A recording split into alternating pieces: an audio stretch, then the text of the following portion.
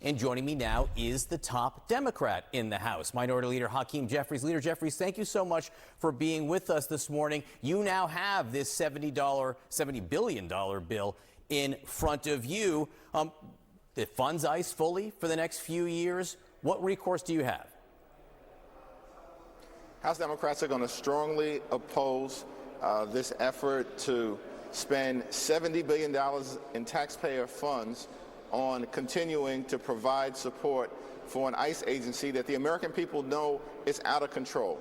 At the end of the day, right, taxpayer dollars should be used to make life more affordable for the American people, particularly in an environment where the cost of living is far too high. Instead, what Republicans want to do is use $70 billion to continue to unleash masked and untrained ICE agents on American citizens, in some cases brutalizing or killing them, as was the case in Minnesota, or target violently law-abiding immigrant families. It's unacceptable, and we're going to fight it to the very end. As for the $1.8 billion compensation fund, $1.8 billion compensation fund, some people call it a retribution fund. The president calls it anti-weaponization. There's been a lot of talk among even some Republicans about trying to legislate it out of even the possibility of existence. In the end, they didn't.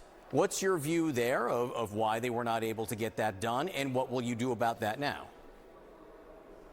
It was a close fight in the Senate. Unfortunately, the effort to permanently ban the $1.8 billion corrupt slush fund that Donald Trump is trying to visit upon the American people in such a out-of-control fashion, it fell just short. But in the House, we're going to work incredibly hard to permanently ban it legislatively, because this administration, this president, this acting attorney general can't be trusted to do the right thing on behalf of the American people. The notion that anyone who violently beat police officers on January 6th should get a dime of taxpayer dollars is so abhorrent to the American people.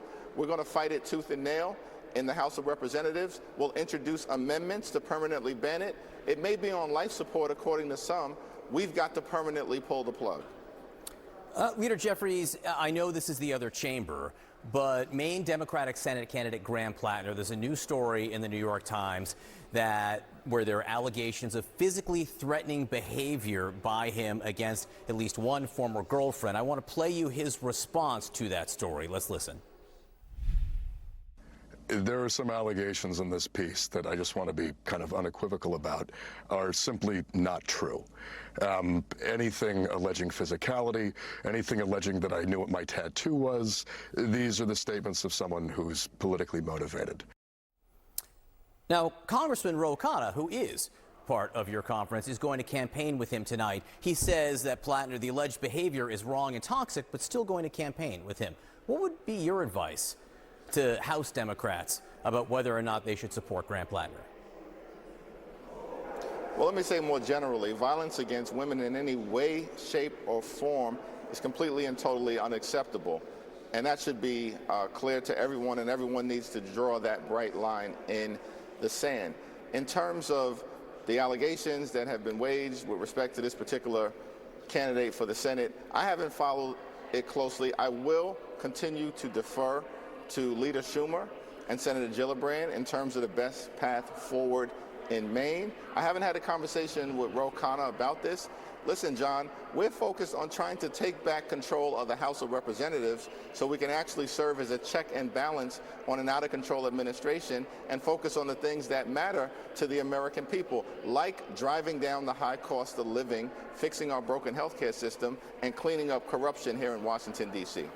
He denies the behavior. We played that sound, but you also just said that any violence of women is unacceptable.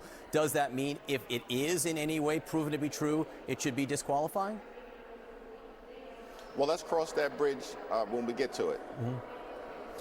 Congressman, I want to play some sound. Kate Baldwin, my co-anchor, esteemed co-anchor, had an interview with Congressman Seth Moulton from Massachusetts yesterday. He's running for Senate in Massachusetts, but he also has some comments about the Democratic establishment in general. I want you to listen to what he said. I think there comes a time to pass the torch to the next generation. And what better time than when the Democratic establishment is just not getting it done. I mean, if you honestly are a Democrat today who says, you know, Democrats are knocking it out of the park, you know, we're winning all across the board, we shouldn't change a thing, then vote for the establishment, vote for Chuck Schumer, vote for the status quo. What do you say to the suggestion that the Democratic establishment, and you are the House leader of Democrats, the Democrat establishment is not getting it done? Well, we're continuing to work hard here in the House of Representatives to do what's necessary to both push back against the extremism that Donald Trump is unleashing against the American people and to chart a path forward that actually is designed to make life better for working class Americans, middle class Americans, and hardworking American taxpayers. Just this week, House Democrats were successful in passing a war powers resolution to end Donald Trump's reckless and costly war of choice that hasn't made the American people safer. Iran is a stronger position now than what they were prior to the start of this war. And of course, this war is increasing gas prices and putting economic pressure on the American people. We're continuing to do what we need to do aggressively to push back against Donald Trump. We've been winning races for the last 16 months, but we have a task ahead of us that we have to accomplish. And ultimately, I think we'll be judged by whether we take back control of the House in November. That's what we intend to do. Other big items. Game 2 of the NBA Finals tonight in San Antonio. Game 3 will be next week in New York City. President Trump says he plans to attend. What do you think the reception will be? I'm not sure it's going to be a good reception for him, but why does Donald Trump always have to ruin a good thing? Like literally, the Knicks haven't been in the NBA Finals for 27 years. The city is trying to celebrate this. We've embraced this team, and this guy has to inject himself. I mean, come on, seriously, give us a break. Why doesn't this guy just focus on trying to improve the quality of life of the American people? Because the Trump economy has been a disaster. Are you going when they're in New York? No, next week we're in session. We'll be here in Washington, D.C., but I hope to gather with a group of friends and colleagues and, you know, watch the Knicks be successful in both Game 3 and Game 4 in the world's most famous arena, Madison Square Garden. Leader Jeffries, we just got an alert, and if someone could tell me where it's from, that Janet Mills, the governor of Maine, has been encouraged to re-enter the Senate race. She suspended her campaign. She never withdrew. Could someone tell me encouraged by whom? Hang on. A source close to her. According to sources, she is being encouraged, I imagine, by maybe Democrats, I'm not sure, to re-enter the race or unsuspend her campaign. What do you think of that just days before the actual primary? Well, listen, we're just 3 seats short of taking back control of the House of Representatives. We need to do that because House Republicans have been functioning like a reckless rubber stamp for Donald Trump's extreme agenda, and they haven't done a damn thing to make life better for the American people. I'm going to stay in that lane and focus on doing what we have to do, which is reclaiming the gavels in the Congress.